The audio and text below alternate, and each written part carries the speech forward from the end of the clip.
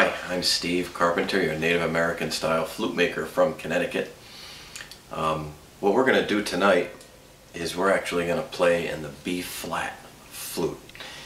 And on the B flat Wispa Kiowa flute, the finger holes are relatively close together, so it's very good for small hands. It's small hand friendly. Now, I'm assuming that you took the original lesson, the first lesson just before this, but I want to review just a few things briefly before we get playing. Number one, the seal of the fingers, the finger pads, not the tips, is very, very important. Probably one of the most important things that you can have is sealing each of the holes that you want covered at the time that you are trying to cover them.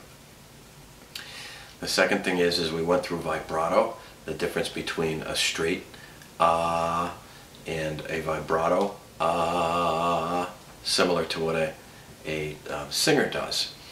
We also went through the tongue, when you vibrate the tongue on the roof of your mouth and the sound that that makes. And let's go ahead and do the vibrato first. Ah.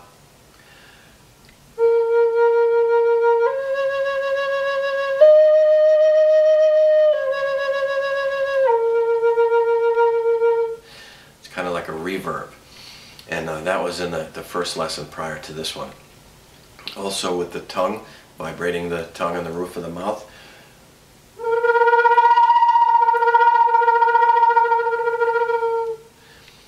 Which allows you to get into an overnote. It's kind of like saying the letter T, and you can also do the letter K, any type of a sharp consonant in there. Okay, that'll help your tongue and help you get adjusted as to how to do that as you practice your flute and experiment. The other thing we went through was a quip while you were playing, and that was either lifting one or both fingers real quick, or you can lift virtually any one of the fingers while you're playing for a nice effect, such as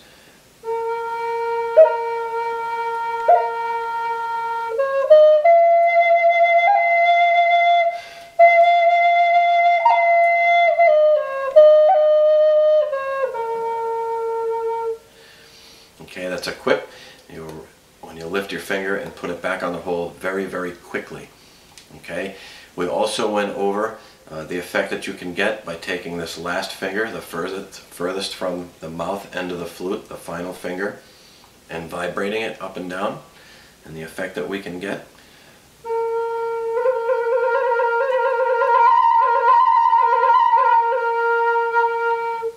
And that's kind of cool too.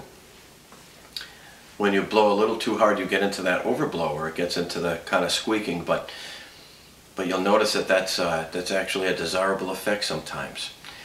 We'll put all these effects together. We won't use them too much, because then it might sound, well, it'll be too much for a song. But every once in a while, adding one or most of the effects, or all of the effects, can really enhance a song. Okay. The other thing that I really want to go through is stress the importance of closing your eyes when you play. And what I'd like to do is go through the scale using the vibrato.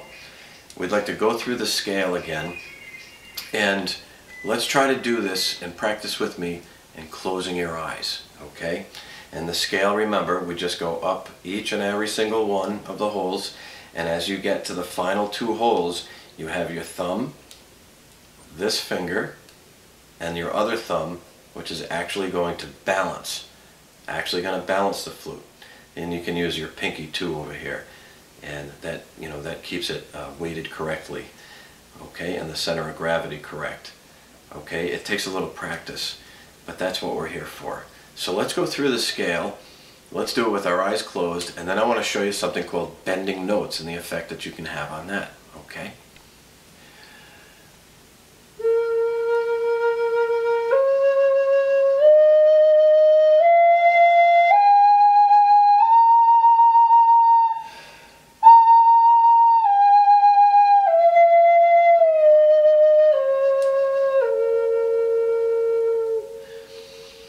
It's very important that you learn to do this with closing your eyes.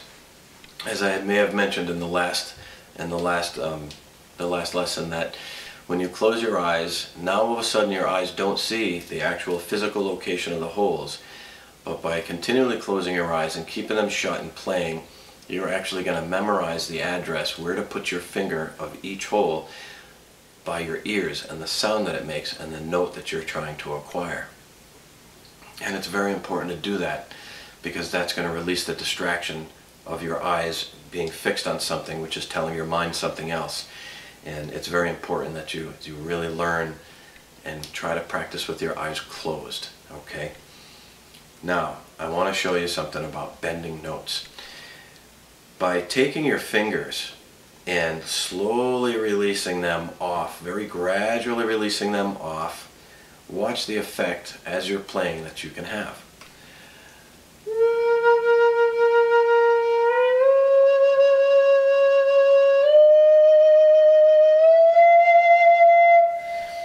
See that? Let's play the scale doing that.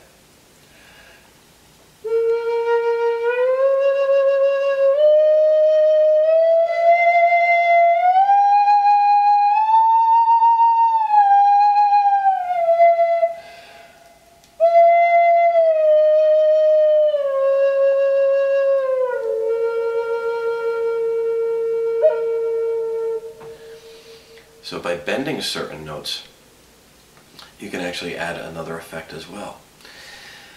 So let's go ahead and play something together in the same key. We've already done the scale, but let's go ahead and do the scale again. Let's all do this together, and we'll do it kind of slow. I'm getting older now, so I may have to take 2 or 3 breaths for your 1 breath. Remember the importance of breathing as deep as you possibly can, so that you can go as long as possible before you take another breath. Okay?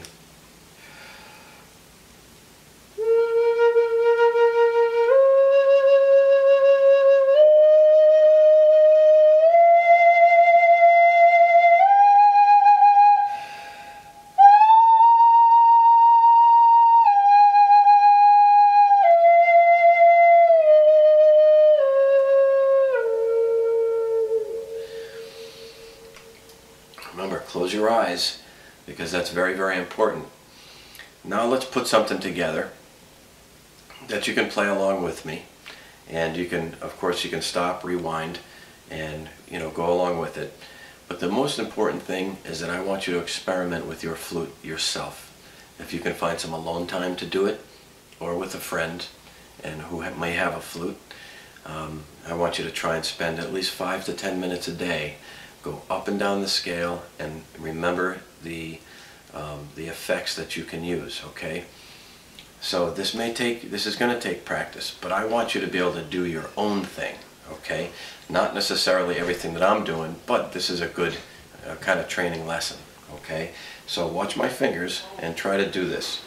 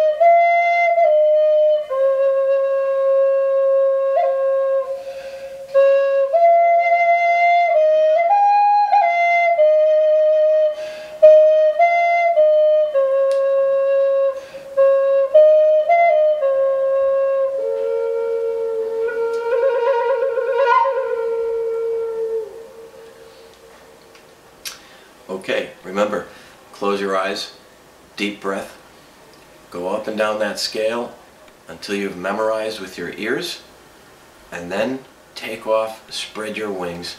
You can do it. I know you can do it. It's fun, it's relaxing, it's easy, as long as you keep practicing. And you'll be able to experiment and get into all sorts of different configurations of lifting the fingers at certain times and all sorts of effects. And you're just going to enjoy your flute. At least I would hope so. And thank you for joining me tonight.